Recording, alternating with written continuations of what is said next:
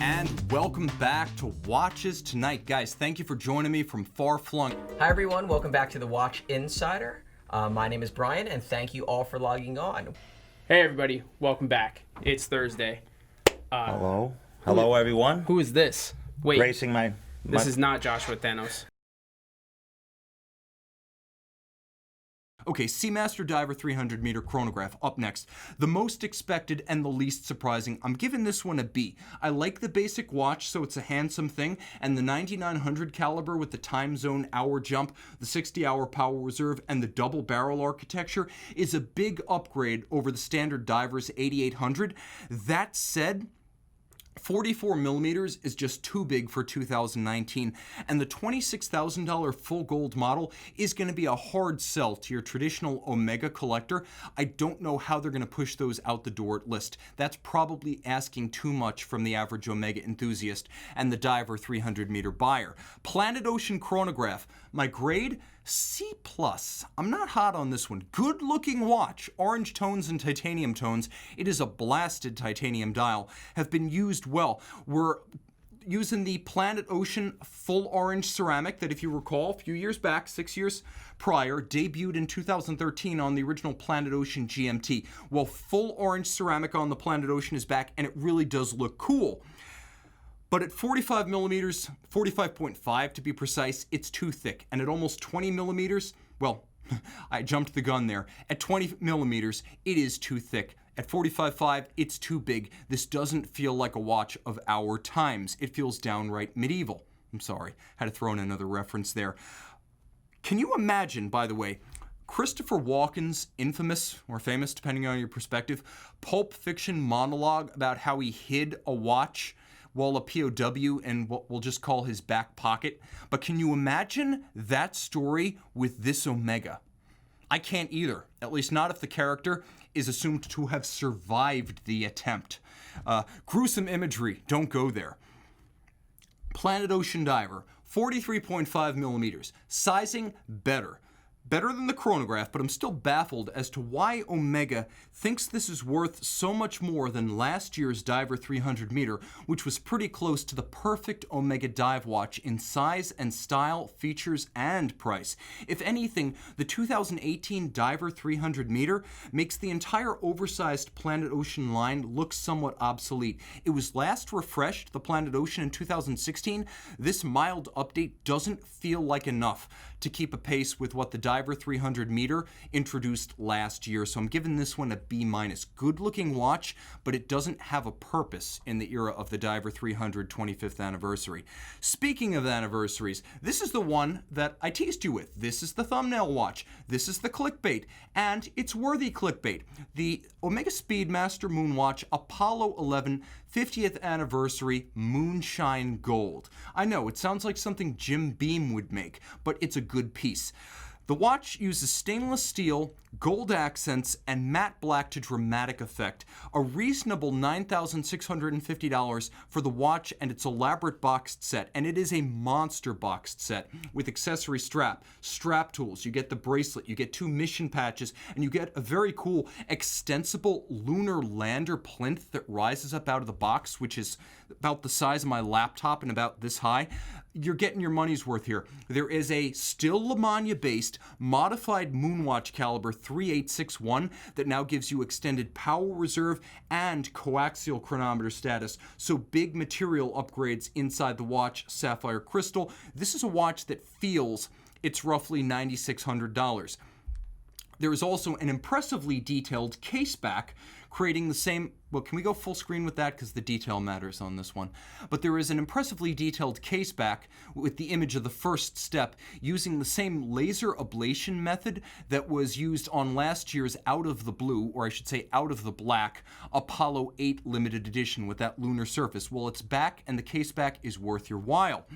This feels like a good hybrid of the 2017 Apollo 17 Gene Cernan 45th Anniversary Edition. If you remember that 2017 Apollo 17 model, that probably donated the dial style of this particular edition. The case back feels very much in the tradition of last year's Apollo 8, and the fusion of the two really works. Now, the bad. $6,969 is still way too many watches for a limited edition, but real engineering and artistic ambition was realized in this watch. Money was spent, effort was invested, and the result is worth your while. It's a good piece, and it's worthy of this occasion. You only get one 50th anniversary of the Moonwatch. I still think we're going to see some Uber edition launched around the actual anniversary in midsummer, but this is the mainstream 50th anniversary Moonwatch. Omega, you done good. I'm giving it an A and my endorsement. Let's keep it going. Which watch would you like to do next? Ooh, let's do Seiko. It's just been staring at me. Okay, cool. So, again, another watch that needs no introduction. Here we have an SLA 0025. This is a Seiko re-edition diver piece that was done. I don't know if it was last year or the year before. Tim probably would have known the answer. I feel to like this. it's a year before. I would have been able to give you a lot more information. But overall, just a great sporty watch. A little bit thick for me, but I think that if you're looking for something that's like very much retro inspired and true to the original design of the watch, this is a great option. And great price point, really well built, and definitely a tool watch that if you're, that you can be rugged in and enjoy. Yeah, you can definitely have a lot of fun with it. I think Seiko for me is one of those brands. It's tough because I've sold so many brands but Seiko in my years at different retailers, and being here and being able to get my hands on them, I really enjoy it. And pieces like this, like you said, you have to know what you're getting into because it is a thicker piece, but it's a beautiful piece. And if you know what you're getting into in terms of the wrist presence, it's actually really beautiful. And just even the little touches of gold on the dial, the bezel, I love it. I won't say I'm the biggest Seiko fan out there, but every time I pick one up, they win me over little by little. That's for sure. Yeah, and I definitely think that let's call it like the newness of Grand Seiko and Seiko, I'm sure, is subsiding a little bit, but I think that each year they're coming out with good releases, and that's really what you want to see from a brand like them, where it doesn't get stagnant. They constantly come out with new things. Availability of the good pieces is tight, and I think that if you're looking for a really cool, unique brand that's still somewhat niche, it's a good brand to get into. Yep. And overall, I mean, again, what's pretty funny is like if you're in the watch community, and you hear Seiko, now I think like what comes to my mind is Grand Seiko and everything that Grand Seiko represents. Yes. If you're not in the watch community, you're thinking Seiko from the 80s. Exactly, and it's definitely, there's still that quartz crisis stigma, like, the quartz and stuff, but they make such great quality product, and there's just such a huge brand. I think we're in this industry where not many brands make $250 watches and then $9,000-$10,000 and up, and have such a different range in makes and everything. So it's hard to grasp Seiko sometimes, but it's definitely a brand to get into. Very good, to me, a good starter brand, because so many guys around the office have so many tunas and everything, and there's so much to collect to then go into different levels, and then as you're financially capable, then you branch out into other models. So I think it's a very good starter brand, especially if you're just looking. Even just a few $100, you go vintage, you can find something really cool. You can and do a unique. Seiko Turtle. They come out with really cool releases, and a lot of as you said, a lot of the guys at the office are big fans. They've done a really good job of sort of separating the two now, where they're really trying to make Grand Seiko its own entity and then Seiko its own. But I really like sort of the the re-editions that Seiko does that captures the attention of like the high-end watchmaking community at large, and this is one of those pieces. And we've brought this watch on the show before, me and Tim, and have gone into great lengths about this, along with I think we had the original at the time. So, really cool piece. All these Rolexes from Basel are hitting. Yes, we're finally. starting to see them, and I was able to put 2 of these watches on my wrist, get first impressions. Here you have the new 43 millimeter. So what you guys know, the previous generation was the red line Sea Dweller with stainless steel. This is the new 43 millimeter two-tone. So I have a 7 1/4 inch wrist. Down a little bit. It used to be about 7 1/2. So this 43, I think, works pretty well in the two-tone. I was a little skeptical when I saw the release of why they would do a two-tone. I'm still not entirely sure why we need a big 43 millimeter dress watch, but it is pretty. And I will say, similar to how the root beer, the gold is very understated, this one as well. It's just barely two-tone. So it's got a good look on the wrist. I think that this watch would look really nice on a strap with the two-tone accents around the bezel and the crown. If you, I guess, have the cojones to take a stainless, bracelet off of a Rolex, that might work. But did you see that 43 when it came in? Yeah, you're absolutely right about it. I mean, the jury's still out on it, and only time will tell, if it's embraced. But I mean, it's a pretty cool look in that size. Black's always in, and I think it's a great line extension for them. But again, time will tell if people embrace it and put it on the wrist. So this piece, I was more surprised that I actually liked it because I had just written it off. But I did like the watch on the wrist. The next piece here that we're going to see, this is the brand new white gold Yacht Master in what can only be described as gargantuan case size. It is a big watch, but almost to the point where it's pretty awesome. I actually like this watch a lot more than I thought it would. The only thing that concerns me with this is lug to lug on across the wrist is very large, but it does have that the markers. If you look at the hour markers all the way around are also exaggerated. They're very big markers, bigger than any other Rolex.